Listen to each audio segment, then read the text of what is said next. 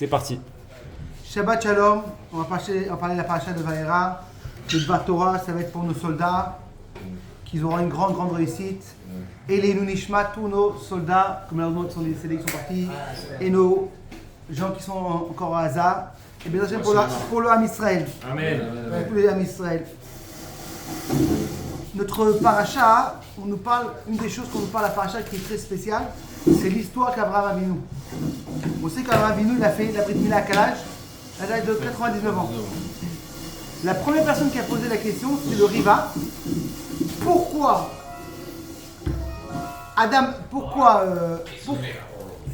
pourquoi Abraham Avinu, il a fait seulement la Brit Mila à l'âge de 99 ans et pas avant? On sait que c'est une des plus grandes mitzvahs. Chaque enfant dans le monde, même les gens qui ne sont pas du tout religieux, en Israël en France, 95% tout le monde le fait la Brit Mila. Et même si c'est très compliqué, hein, c'est très angoissant, mais les parents ils font. Comment ça se fait qu'Abraham Avinu il l'a pas fait? Et quand il a fait sa Brit Mila, le troisième jour, qui est venu le voir? Hachem. Bikur Cholim. Comme on l'a fait pour Hachem cette semaine, on est parti voir les malades, de venir et de remonter le moral. Il est venu à Hachem le monter. Mais il sait qu'en vérité, qu'est-ce qui se passe? Abraham Avinu, il ne peut pas faire une journée sans ses invités. Chesed. Alors il explique à Hachem, il envoie très très chaud dehors. Et qu'est-ce que quand il fait chaud, il n'y a pas de personne dehors. Et il voit 3 personnes. Et il croit que c'est les gens, il les fait rentrer. Et la Torah nous raconte un truc qui est très spécial. On sait que la Torah, en général, elle parle tout très petit.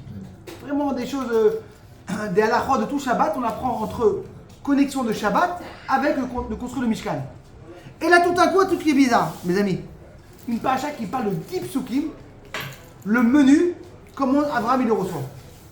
Il les reçoit au début avec un repas chalavi. Après ça, il leur fait de langue. C'est-à-dire qu'on voit d'ici un truc qui serait spécial. Hein. C'est qu'Abraham Avinu, il faisait même les minagim. Sinon, il aurait pu leur donner d'abord de la viande après le dessert.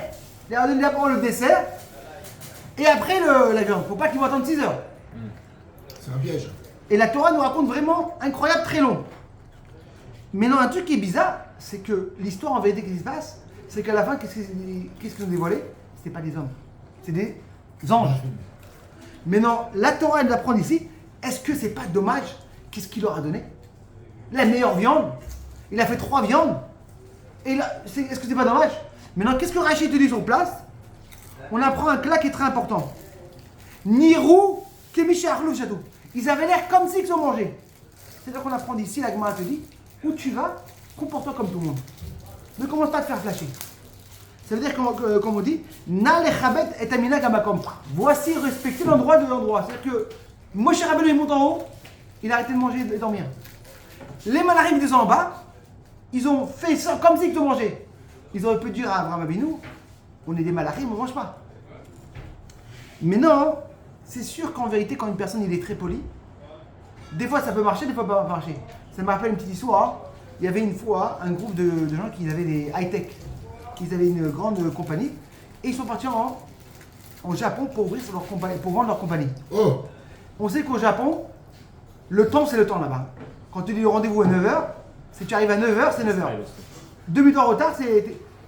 Alors qu'ils sont fait eux, ils sont arrivés une demi-heure avant. Et ils sont assis avant, ils ont préparé leur truc, leur ordinateur. Et ils commencent à 9h pile, ils arrivent les personnes qui veulent acheter. Et ils arrivent et l'affaire ne marche pas. Et il dit c'est pas possible. Mais tout avait l'air magnifique.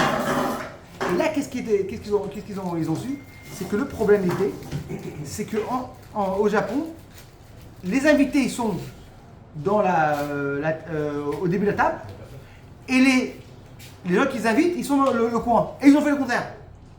Et pour cette chose-là, ça a tombé l'affaire. C'est-à-dire que des fois, quand tu ne connais pas le système du nimous, de la politesse de l'endroit, des fois ça peut faire des problèmes. Protocole. Le protocole. C'est-à-dire qu'en vérité, mais non. C'est-à-dire que tout était beau l'histoire avec Abraham Avinu, mais il n'y a pas l'air d'origine. Ils n'ont pas fait rentrer des invités. Ils ont fait rentrer des robots. Des robots. C'est-à-dire qu'en vérité, si tu fais rentrer des robots, alors que tu n'as pas fait la mitzvah. Mais là, encore plus que ça, je pense qu'il y a même un problème. Hein. c'est possible qu'Abraham Avinu a fait une avéra. Oh. Ah oui, il a fait une avéra. Parce qu'Abraham Avinu, il s'est vu avec Hachem. Il est en train de parler avec Hachem. Il dit Hachem, excuse-moi, je veux prendre mes invités. Parce que si la halakha, c'est plus important de faire entrer les invités que de recevoir Hachem. Mais il n'a pas fait entrer les invités, il a fait entrer comme des robots, qui les robe, comme des animaux. C'est-à-dire qu'il a fait une avéra. C'est comme je te dirais un exemple. Voilà, tu appelles ta femme même la journée pour lui dire comment ça va et tout ça. Et tout d'un coup, après 20 secondes, c'est un mamtina. Tu sais, comment on dit mamtina, c'est... Elle est passée à un autre téléphone. Quoi? En charge. En charge. Chargement. Elle est passée à un autre téléphone. Et toi, tu attends 1 minute, 2 minutes, 3 minutes. 4 minutes, c'est pas possible. Alors, je l'ai appelée, mais la journée. Et après 4 minutes, elle répond oui, alors, excuse-moi, mon mari. J'ai parlé avec ma copine, on a discuté pour qu'est-ce qu'on va acheter comme tomates et concombres cet après-midi. C'est pas possible. T'as rien discuté, c'est pas important. C'est-à-dire qu'en vérité, par rapport à Hachem, t'es parti prendre des anges pour quitter moi. T'as fait comme une avéra presque. Alors en vérité, on va comprendre un pirouge qui est incroyable, et le rabbi il a appelé ça. C'est quoi le lien du chesed? C'est quoi le lien du chesed? Et c'est quoi faire entrer les invités? On sait dans la Torah, il y a 2 mitzvot. Première mitzvah, c'est quoi? Tzedaka. Et deuxième chose, c'est quoi? Chesed. L'achnis sochim. Le plus grand niveau de faire entrer du chesed, de monter, c'est de faire entrer une personne à la maison. Pas un restaurant, à la maison. C'est quoi en vérité la tzedaka? C'est qu'une personne, il lui manque d'argent dans la poche, lui remplir les poches. S'il y a un pauvre qui vient chez toi, et comment tu vas lui raconter, tu sais quoi, j'ai vérité, tu fais mal au cœur. Ah, t'as pas de parler à ça. Mais t'inquiète pas. Dieu va te donner, ne t'inquiète pas. Tu vas réussir. Bonne chance. Tu n'as rien fait.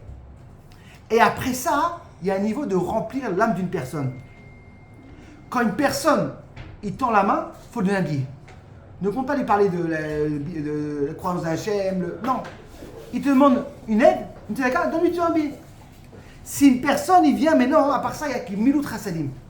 C'est quoi Gimilut Chasadim? C'est en vérité, c'est pour sauver l'âme de la personne. Quand une personne, il fait inviter à la maison, tu invites à la maison, tu lui fais un très bon sentiment. C'est des fois, une personne, il a besoin plus de Inyan d'Arsadorim qu'une pièce. Parce que quand un âme, il est fort, tout marche. Et là, on va comprendre comment ça se fait qu'on apprend toute la mise à d'Arsadorim d'Afka d'Abraham Avinu. Parce qu'en vérité, qu'est-ce qui se passe avec Abraham Avinu? Même les malachim, ils avaient besoin qu'Abraham les invite. Oh. Pourquoi? Parce que qu'est-ce qu'ils ont vu les malachim? Ils ont vu qu'Hachem il s'est dérangé. Et il est parti rencontrer Abraham Avinu. C'est qu'Abraham Avinu était à un niveau très très haut. Et quand maintenant Abraham Avinu il a reçu ses malachim, il leur a fait une bonne chose. Ils sentit bien les malachim. Ils ont eu un kiff. Et ça qu'on apprend de quoi de l'histoire d'Abraham Avinu? Le faire un kiff à ton invité. Le recevoir d'une façon que quoi il va se sentir comme il va se sentir magnifique. Et là, on raconte une petite histoire. C'est qu'il y avait une fois une personne qui était comme ça, des gens qui faisaient du business. Et ils voient qu'il y a une tempête de neige. Et ils avancent, ils n'arrivent pas à arriver pour le Shabbat. 1h30 avant le Shabbat, qu'est-ce qu'on fait? Ils arrivent à la première maison, ils toquent. Avec une mezouza. Et la personne, il le reçoit, une belle maison. Il dit, est-ce qu'on peut être chez vous Shabbat? On s'excuse, on n'est pas des gens qui... mais il dit, écoute-moi, vous pouvez être chez moi, mais ça va vous coûter $2000. Ça va vous coûter $2000. Par personne. Non, $2000 pour... La famille, d'accord. Il a dit, mais ils ont dit, pas possible, attends, c'est le prix du Hilton, ça. C'est l'hôtel le plus cher, pour $1000 à personne. On n'a pas le choix. Il dit à son copain, allez, on est là, il lui donne $2000. Et ils arrivent vendredi soir, Blenara, une très belle table, il dit, si on est déjà là, faut qu'on en profite, hein. C'est pas toujours qu'on a payé ta mangère. Allez, on voit la moutarde. La moutarde et le bon vin. Le matin, il se lève, petit déjeuner de folie. L'après-midi, encore une très belle souda. Sous la shlichit. On a payé, on s'éclate. Et à la fin du Shabbat, ils arrivent. Et après ça, avant qu'ils partent, il dit voilà, c'était super, mais... Et il lui dit voilà, écoute-moi, il lui rend l'enveloppe avec $2000. Il dit pas possible. Il dit oui, parce que j'ai su que si maintenant vous allez venir comme ça, vous n'allez pas kiffer. Et tu viens avec une personne. Là, je voulais donner une vraie argacha comme si vous êtes à la maison. Et là, en vérité, on voit c'est quoi le ignan de quoi Sadorim. De faire entrer une personne, de lui faire une bonne argacha. Et c'est comme le Rambam il nous dit. Le Rambam nous dit qu'on apprend en vérité de Avraham Avinu. Il n'a pas seulement reçu d'invités, il les a accompagnés. Et qu'est-ce qu'il dit le Rambam? Si une personne, il est venu chez toi, et tu l'as reçu pendant tout le Shabbat, tu as donné les meilleures viandes, mais tu ne l'as pas rencontré après, tu n'as pas fait la mitzvah. Et tout le monde demande, mais j'ai pas compris. Non, mais tu as tellement bien reçu. Parce qu'en vérité, toute la mitzvah de Sadorim, c'est quoi? D'un bon sentiment. Et quand une personne vient chez toi, des fois, une personne, il se sent un petit peu pervers. Il dit, peut-être que je dérange. Tu sais, il m'a invité, mais tu sais, il a l'air fatigué. Quand une personne, il se lève, après la Saouda, ou après le Shabbat, et tu l'emmènes jusqu'à l'ascenseur ou jusqu'à la porte, tu dis, pas seulement que tu m'as dérangé, tu m'as fait un kiff. C'est dur pour moi de se séparer de toi. C'est comme un petit peu, moi je me rappelle, mon père était Rambara, chaque fois qu'une personne venait chez lui à la maison, venait chez mon père, qu'est-ce qu'il disait après qu'il venait au repas ou après le Shabbat? La première fois que tu es venu, c'est normal. Si tu vas revenir encore une fois, je sais que tu as vraiment kiffé. C'est-à-dire qu'il le dit, j'ai tellement bien kiffé avec toi, je veux que je te ramène encore une fois. Et pour finir avec une très très belle histoire qu'on raconte sur le rabbi de Vizhnitz. Le rabbi de Vizhnitz, Rabbi Israël Hager, c'est un grand rabbi à Bnei Brak. Une fois, il avait un de ses élèves qui malheureusement, il n'a pas eu sa femme. Et cet élève-là, il a marié sa fille. Le rabbi lui a dit, s'il te plaît, est-ce que tu peux m'appeler après le mariage? Okay. Après le mariage, j'arrive à 1h30 du matin. Il dit, mais le rabbi m'a demandé. Il appelle le secrétaire. Et le secrétaire dit, oui, le rabbi n'est pas arrêté de dormir. Et il commence à discuter.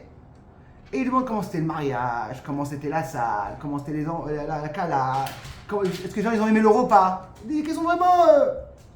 Et lui il discute, il kiffe avec le rabbi à 1h30 du matin. Et après il ferme le téléphone. Le secrétaire, qui a vu beaucoup de choses, il dit, c'est pas possible. C'est vrai que je comprends, mais comment c'est qu'il a demandé des questions tellement simples? C'est comme un rabbi, 1h30 du matin, tu ne demandes pas comment c'était. Il dit, le secrétaire, il dit, en général, je ne demande pas des questions comme ça, mais là, il dit, voilà, je vais t'expliquer. Cette personne n'a pas vu sa femme. Il est seul à la maison. En général, quand tu retournes d'un mariage, que tu fais, tu es seul avec ta femme. Et tu commences à discuter, alors comment c'était le mariage, comment c'était le traiteur. Avec un petit thé, tu te fais un kiff. Il dit, voilà, que moi je sais qu'il aura ce manque-là. Je voulais le remplir, ce manque-là.